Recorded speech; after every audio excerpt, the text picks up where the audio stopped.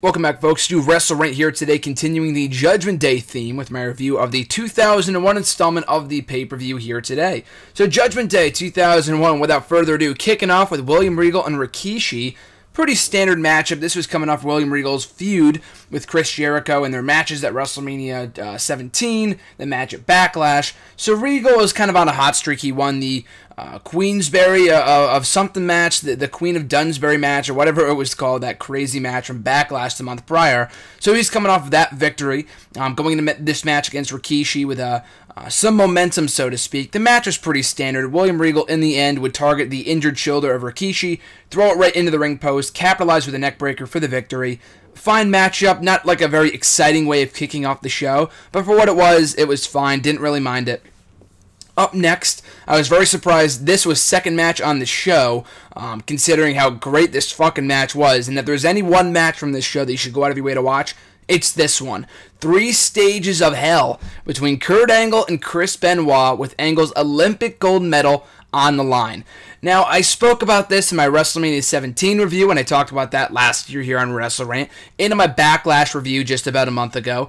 Kurt Angle and Benoit were amazing opponents for each other. I know that's no surprise, given how great they were as wrestlers on their own, like respectively, but you put those two guys together and they never ceased to create magic every single time they were in the ring together.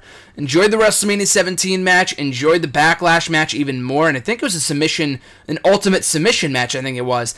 This matchup, you don't ordinarily see 3 stages of hell match. Then the last one we got, it was in 2013, maybe before then in 2009. There's only been a handful of 3 stages of hell matches that are normally saved for big time feuds, and this was definitely deserving of the stipulation. Great match, and the different stipulations for each of the falls, the first one being pinfall only, second one being submission only, and the third one being a ladder match. So you get the 3 best of the falls here. First one, and here's the thing too, just nitpicking, but you know, not only for 3 stages of hell, but more often than not for 2 out of 3 count falls matches, that more often than not in those kind of bouts, the first fall and the second fall are just kind of like that. They just go by so quickly, and it's like, why even bother having 2 falls to begin with? You know what I mean? If you're just going to go to a third, I understand like the importance of a stipulation like that, of a 2 out of 3 count falls match, but it never made sense to me. If you're doing that kind of matchup, why would you just, you know, fly right through the first 2 falls? Because if you really think about it, if you were having a standard matchup, that first fall would last about like 20 minutes or so if you're having a standard singles match, you know? It didn't really make much sense to me. Thankfully, this matchup was not one of those matches. The first fall did not last too long, but that didn't really bother me too much because we got a really long second fall. Benoit won the first fall with an Angle slam, so that was interesting, kind of using Angle's own submission against him. And by the way, he was in possession of Angle's gold medals. That's why those were on the line here.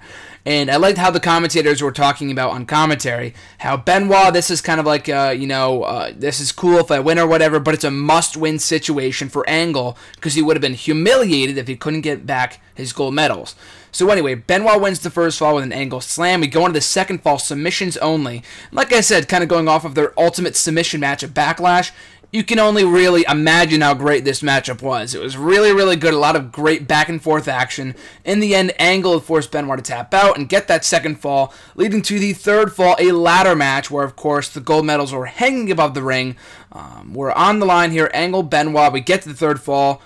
As you would expect, another great fall from these two, going about 12, 13 minutes, I want to say.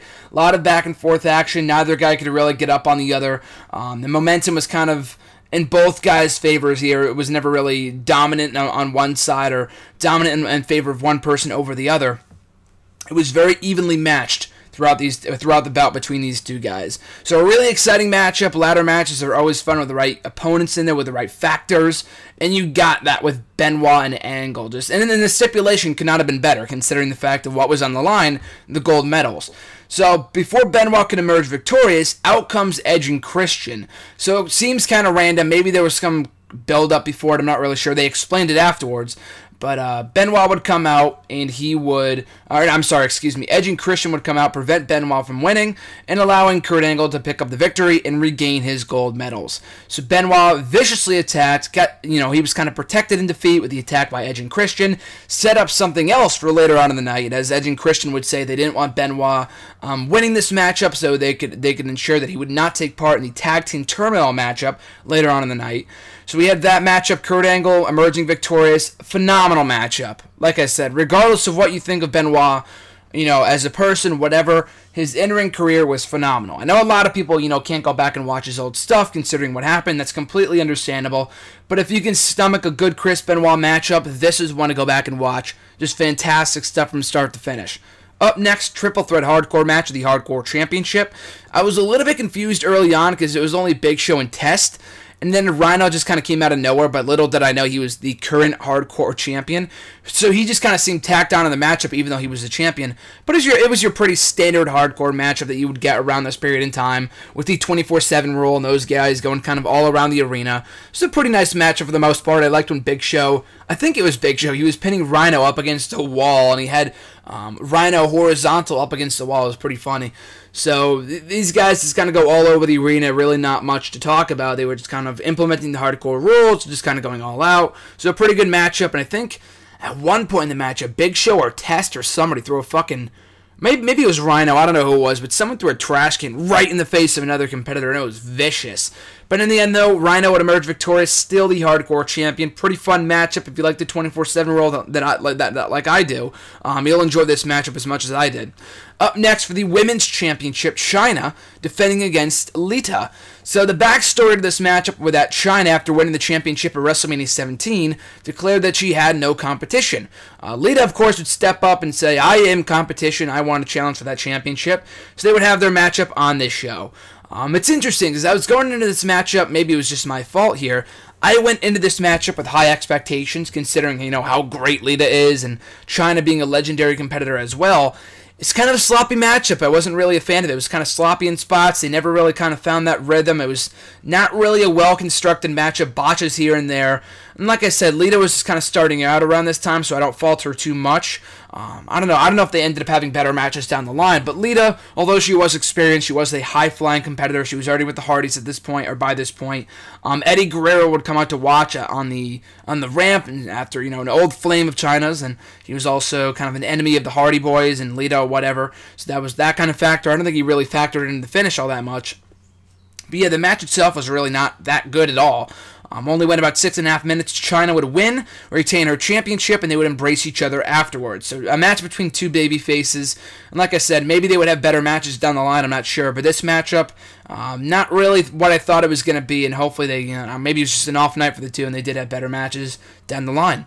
Up next, a chain match for the Intercontinental Championship, Triple H defending against Kane. So kind of a backstory between this match, or behind this match, and the main event between Austin and Undertaker, was that this was going into this matchup at Backlash, we had the tag team titles on the line between Kane and Undertaker, who were the tag team champions at Backlash. And I talked about this in my Backlash review, but just kind of a recap for anyone that didn't see that pay-per-view or my review.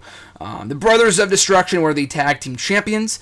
Right up after that, or up against them, were the duo of Triple H and Stone Cold Steve Austin, collectively known as the two-man power trip. Austin was the WWE champion, and Triple H was the Intercontinental champion in all-or-nothing match, every title on the line. And in the end, Austin and Triple H would win the tag team titles and become the most powerful entity in the entire WWE. So that would kind of lead us into this matchup, kind of respective matches between Kane and Triple H for the IC Championship and the World Tag Team, or the World Championship in the main event. So we'll get to that matchup when we get to it. But in this matchup, the IC Championship was on the line, a chain match, as they said before. So it's kind of interesting watching this matchup back, like right after Extreme Rules this year, and the matchup between John Cena and Rusev, which, I didn't really dislike as much as some people did. I enjoyed it for what it was. Not immensely, but for what it was, I thought it was fine. I thought it was going to be a lot worse. Maybe that just says something about my low expectations or my low standards. But yeah, I didn't really think it was that bad of a matchup at all. This matchup was far better than that. And I can see why people that have been watching a lot longer than I have probably didn't really enjoy that matchup too much. Because, the strap match-like rules where you have to touch the turnbuckles and the lights, light up, whatever, and the red and green, It's very gimmicky, very, very gimmicky, and thankfully that, this was long before we got strap matches, or at least in that sense, in WWE. And in this matchup, it was just a straight-up chain match where Kane and Triple H were tied to the wrist with a chain, and you just had to pin your opponent. So, and no disqualifications, of course. But that was pretty much the basis of this matchup. You didn't have to touch any turnbuckles. That kind of takes away from it for me. And because of that stipulation not being in place, they were able to do a lot more, kind of go all around ringside, bash each other up. Triple H got bloody at one point, just kind of beating the living hell out of each other. Kind of a brutal, bloody matchup. Stephanie McMahon in the corner of Triple H. And with it no being disqualifications, Stone Cold Steve Austin came down to help Triple H. But in the end, his assistance would only backfire on the game, as he would use a steel chair on Kane, only to miss and hit Triple H. Instead, Kane knocks out Austin, he pins Triple H for the victory, and wins the Intercontinental Championship. So a really, really good matchup. Only went about 12 minutes long, maybe could have used some more time. But for a chain match, I'm not really, I'm not a fan of the strap matches or whatever it is. Stuff like that I think is just too gimmicky. It kind of hinders the matchup more than it helps it. But in this bout, though, it kind of helped it, considering the fact that the feud was kind of fitting of the stipulation. They made the most of it when they were tied together at the wrist. It did not hinder the matchup at all. People were engaged. They were invested in the action. And in the end, Kane would pick up the victory for a nice little moment there with him winning the Intercontinental Championship. So a really good matchup, and kind of better than what I thought it was going to be going in. Up next, the Tag Team Turmoil matchup to determine the #1 contenders to the World Tag Team Championships. So like I said before, the World Tag Team Champs at this time were Triple H and Stone Cold Steve Austin, the two-man power trip. And while it was not confirmed that the winners of this matchup would be getting the title shot, whenever it was never really announced when the title match would happen. It would happen, I believe, the next night on Raw in the infamous match between Triple H, Austin, Benoit, and Jericho. So that's the people who won this matchup. But what I liked about this matchup, and I mean, we get Tag Team Turmoil matches every once in a while, Tag Team Turmoil in WWE these days. And when we do, it's usually maybe like 4 or 5 teams that are just kind of thrown together. What I loved about this matchup was that we really got a sense of how strong the tag team division was at this period in time, which is no surprise. I mean, this is coming off the amazing matches that the Dudleys have, that the Dudleys had with Edge and Christian and the Hardys at WrestleMania 2000, and right before this at WrestleMania 17, the Triangle and TLC ladder matches and stuff like that for the tag team titles. So that was kind of already a well-known fact, but it was funny because like 7 or 8 teams came out in this tag team turmoil tournament. And I'm like, wow, they have a never-ending string of teams here, and it just kind of goes to show, and they're all legitimate teams, too. Then we had the Acolytes, you had Edge and Christian, the Hardys, Jericho and Benoit, Dean Malenko and Perry Saturn, the Radicals, whatever. We had a lot of good teams in this matchup that I really enjoyed, the Hardy Boys.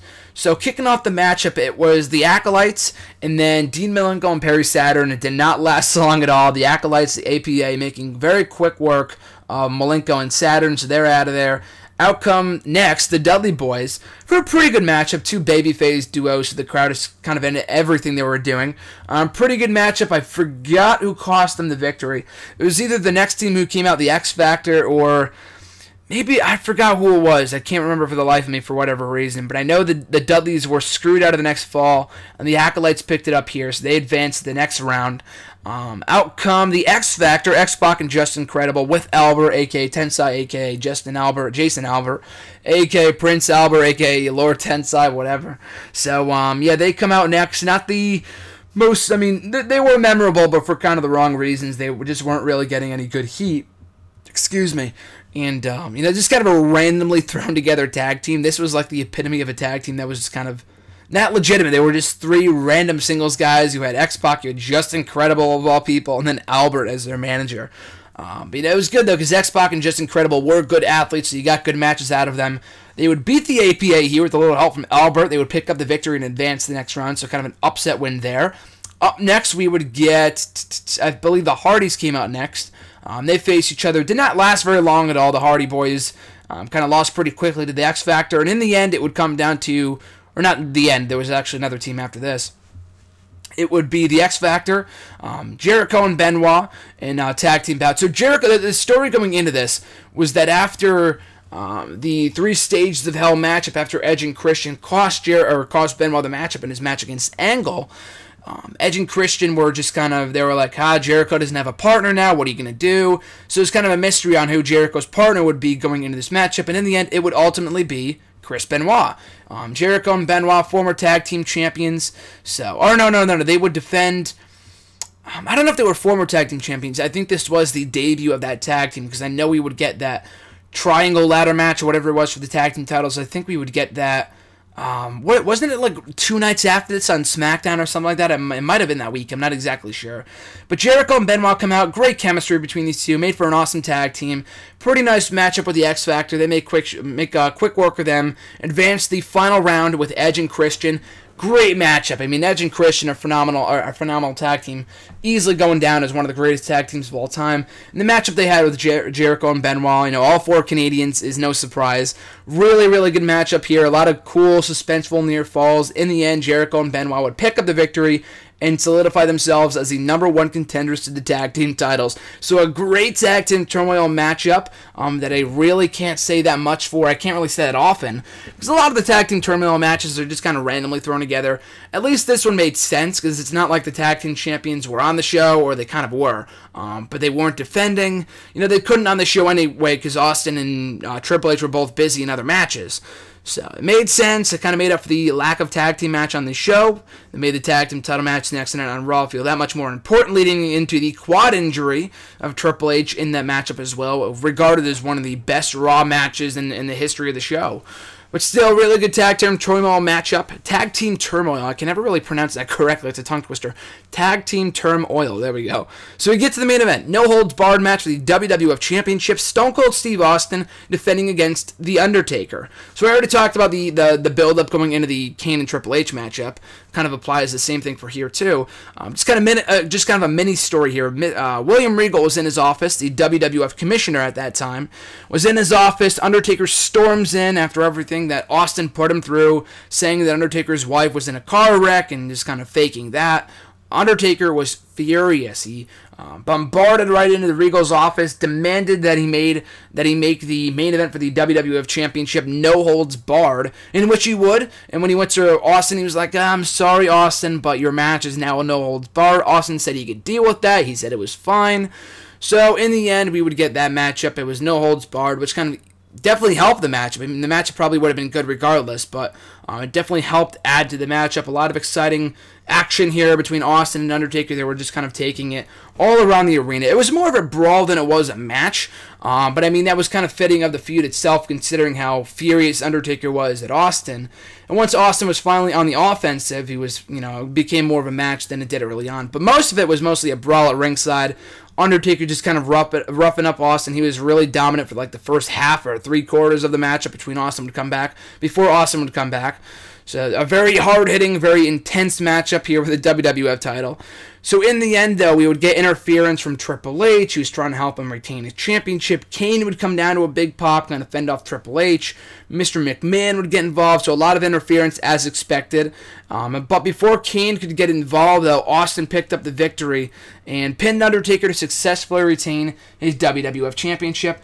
Kane would come down, just kind of, all that would ensue, and Austin would walk off, and, a brawl would ensue, and Austin still walks off, still the WWF champion. So a really good matchup. I mean, it wasn't your technical mat classic or anything like that, but for what it was, though, I did enjoy it. It was a solid matchup between Austin and Undertaker, and it would also build more anticipation for the next matchup, the next title defense that Austin would have, and it would keep the championship on him, their top heel in the company at that time. So overall, I thought this was a really good show. I mean, I talked, about the other Judgment Day shows that I've watched, the 98 installment and the 2000 installment, and they've gotten progressively better. I didn't really have anything, too special to say about the 98 review, about the show. I mean, you should still go back and listen to the review regardless. The show itself wasn't really all that special. The 2000 show I thought was okay, a little bit better, but still not great. I thought this show was great. All the top matches delivered, aside from that one clunker of a match between Chyna and Lita, which I'm sure was just the beginning of a bigger story. I thought this was a tremendous show. You had a phenomenal matchup between Angle and Benoit. Like I said earlier, if there's any one match you should go out of your way to watch from this show, it's the 3 Stages of Hell match between Angle and Benoit. Just great stuff from start to finish. The hardcore match, fun for what it was, and then the 3 main events, or the 3 final matches, I thought were all really good. Kane and Triple H, Austin and Undertaker, both very hard-hitting, intense matches, very entertaining as well. And I love the Tag Team Turmoil matchup. I can't pronounce that for the life of me. Tag Team Turmoil. If I say it quickly, I'm just going to botch it. It's a tongue twister. But that matchup was really fun as well. Kind of showcased the talent that was in the tag team division. So a really good matchup between those 7 tag teams as well. So on the whole, I would give this show either a thumbs up, 2 thumbs up, but either way, go out of your way to watch it. I thought it was a great show. Definitely the best. I mean, needless to say, the best Judgment Day event up to this point. And maybe it's just because I like the more modern stuff, and I don't know. I know this is kind of after the Attitude Era, but it was kind of like in that rest period between the Attitude Era and the Alliance and the Invasion and the Ruthless Aggression Era, whatever else. So, I don't know, I thought it was kind of an underrated period, underrated era in WWE history, a lot of good talent at that period in time. So, yeah, great matchup, really enjoyed it, awesome stuff. And, yeah, like I said before, definitely go out of your way to check out this pay-per-view on the WWE Network. So that's going to do it for my review of Judgment Day 2001. I'll be back on Saturday with my review of Judgment Day 2003. If you're wondering where my review is of Judgment Day 02, I reviewed that last year here on the channel, so make sure to go back and check that out.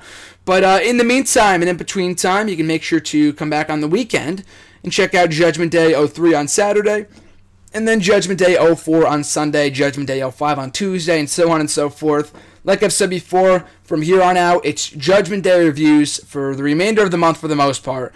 It's Judgment Day, then the 2 Payback reviews, the 2 Payback events from 2013 and 2014 respectively.